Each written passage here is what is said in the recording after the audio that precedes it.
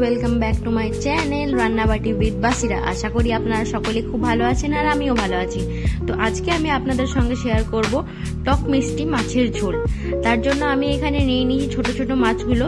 এই মাছটার মানে কি কোনো মাছের নামই আমি জানি না, মানে চিনতে পারি না এটা কি মাছ, আপনারা একটু আমাকে কমেন্টে জানাবেন। তো এই মাছগুলো প্রথমে এটার আঁশগুলো ছাড়িয়ে নিচ্ছি আমি বাড়িতেই, কারণ আজকে ওখানে ছাড়িয়ে দেয়নি দোকানে। তারপর মাছগুলো ভালোভাবে ধুয়ে পরিষ্কার করে এর মধ্যে নুন আর হলুদ মাখিয়ে কিছুক্ষণের জন্য রেখে দেব।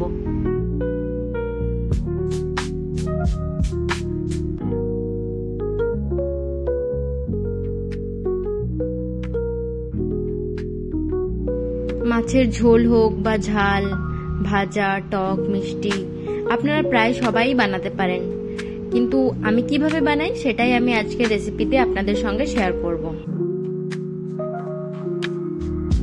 তো মাছের সেরকম কোনো রেসিপি আমার চ্যানেলে নেই, একটাই আছে দই কাতলার রেসিপি, আপনারা চাইলে দেখতে পারেন অবশ্যই। তো মাছ আমাকে ঝোলের থেকে ভাজাটাই খেতে বেশি ভালো লাগে, সেই জন্য যখনই মাছ আনা হয় তখন আমি ভাজাটাই খাই, ভাতের সঙ্গে বলুন বা রুটির সঙ্গে। তো ভাবলাম যে সবসময় তো ভাজা খাচ্ছি, তো একবার একটা মাছের টকের রেসিপি আপনাদের সঙ্গে শেয়ার করা যাক, সেজন্যই আজকে আমি এটা বানাচ্ছি।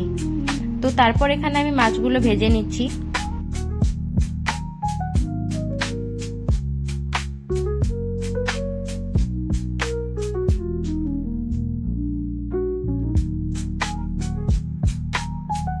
তো মাছগুলো ভাজা আমার প্রায় কমপ্লিট।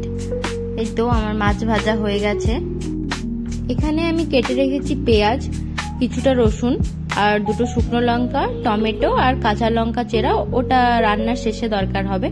তো এখানে আমি পেঁয়াজ, রসুন, শুকনো লঙ্কা সঙ্গে কিছুটা সর্ষে আর গোটা জিরা, এগুলো আমি একটা পেস্ট বানিয়ে নেব।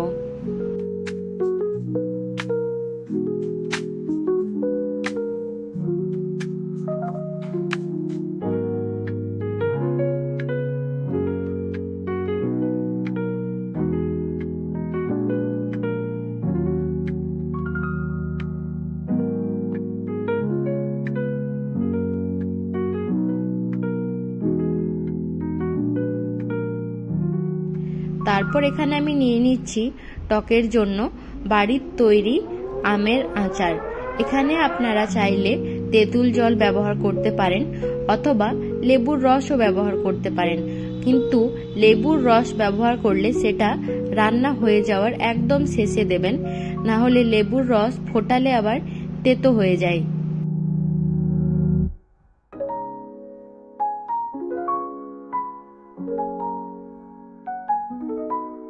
আরে বাঙালি বলে কথা, মাছের ঝোলের জন্য তো সর্ষের তেল ব্যবহার করতেই হবে। তো সেজন্য আমি প্রথমেই দিয়ে দিলাম কিছুটা পরিমাণে সর্ষের তেল আর দিলাম 5 ফোড়ন, আর তারপরেই দিয়ে দিলাম ওই পেঁয়াজ, রসুন, সর্ষের যে পেস্টটা বানিয়েছিলাম সেটা। তো এটা কিছুক্ষণ কষাতে হবে নুন আর হলুদ দিয়ে। তো আপনারা নিশ্চয়ই দেখতে পাচ্ছেন যে এই রান্নাটাতে তেমন বিশেষ কোনো মশলার প্রয়োজন নেই, আমি একদম খুব কম মশলাতেই এটা তৈরি করব।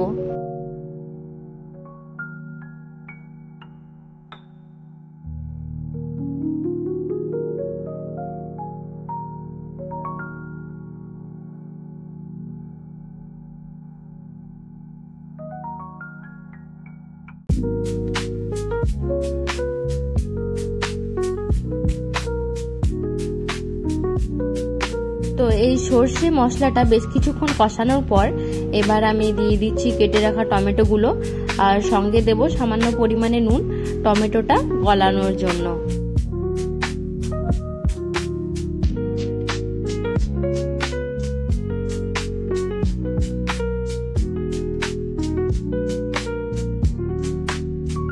টমেটোটা সেদ্ধ হয়ে প্রায় গলেই গেছে।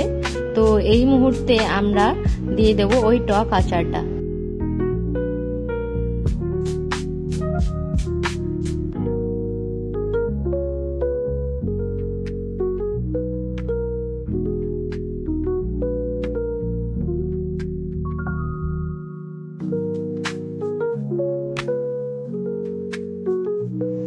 মশলাটা বেশ কিছুক্ষণ ধরে কষানোর পর এবার আমি এখানে দিয়ে দেব সেদ্ধ করে রাখা আলুগুলো।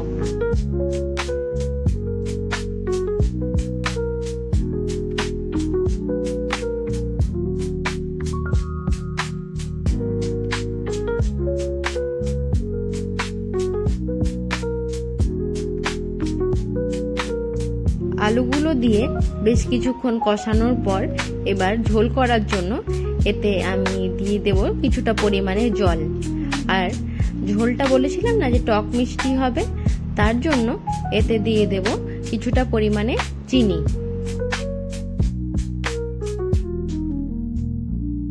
এই তো আমাদের রান্না এবার প্রায় শেষের দিকে। এবার জলটা ফুটে উঠলে এটার মধ্যে ভেজে রাখা মাছগুলো দিয়ে দিতে হবে।